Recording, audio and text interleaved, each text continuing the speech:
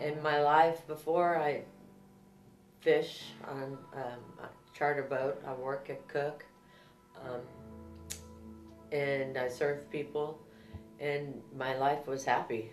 Of course, I was an occasional drinker, um, and I didn't have a problem.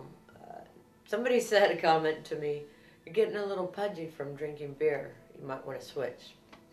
So I switched to vodka, and as I started drinking vodka, one glass led to another, before I didn't know the effects that it would have, and vodka got out of control.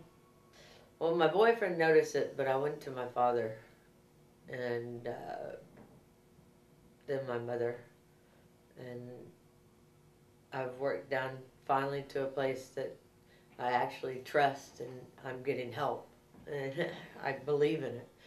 I knew that if I had to wake up and function and have that one drink before I could go do something, that there was a problem in my life, and I want to live. And what people don't understand is if you want to live, don't get caught up in alcoholism. It sneaks up on you, and before you know it, the disease is your demon, and it's hard to get rid of. I heard about it. My mother knows Dr. Erickson very well, and she worked with him and Dr. Sharma. So we all worked together to get me down here, and you know, I'm content. All the other places, I have only been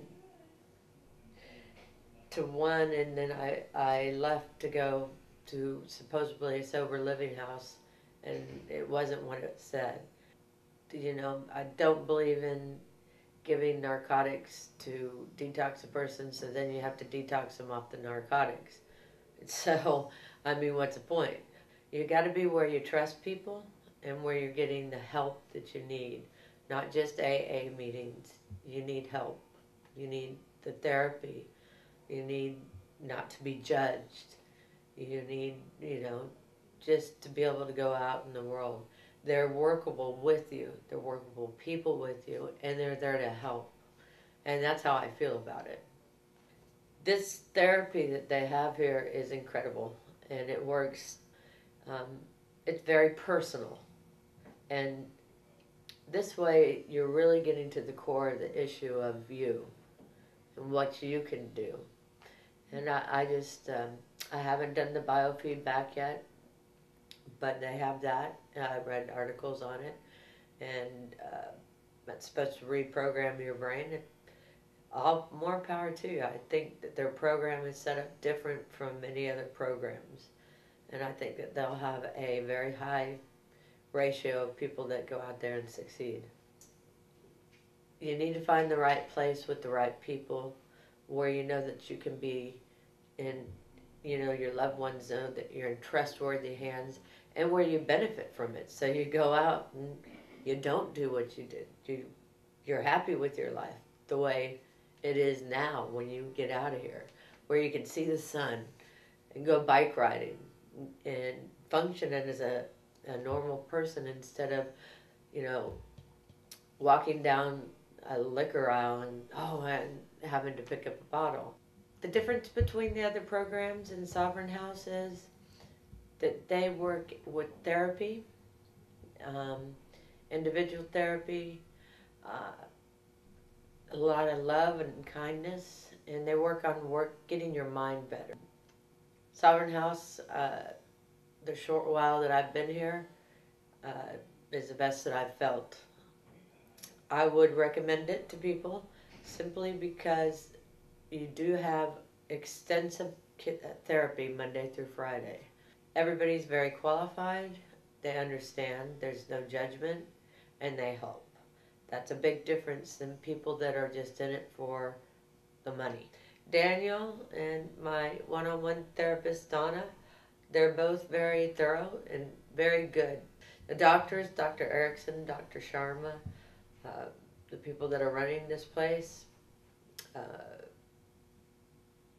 have a unique program, and I would recommend it to anybody that is in need. They do have an outpatient program that you can come to the therapy classes that I would recommend if you can't do the in-house. Just to get therapy, it's worth it. I've seen both sides of it, and and I think unless you've been in it, you don't understand it. So I want to be of service now that I'm getting ready to be on the other side. I'm thinking clearly. Of course, I'm getting my personality back, my spunk, but I'm happy inside. I know, like I was at Walmart yesterday with everybody, and I walked down the liquor aisle, and it didn't faze me. That's the first time. It didn't, because I was looking for razor blades. They were at the end on the other side of, and I thought, well, shoot. I saw the beer boxes, and I thought, well, so what? And I walked down, and it didn't faze me. That's the first time in months that I can say that. And I was kind of shocked.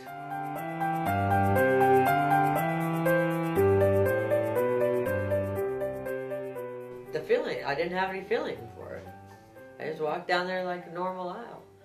It's like, it was harder to walk down the cookie aisle than it was that aisle, which is... I think you can live with that. Yeah, well, sweets are bad too. I won't ever be back to a place like this except to visit and say hi and maybe bring them donuts. Their logo should be a helping hand.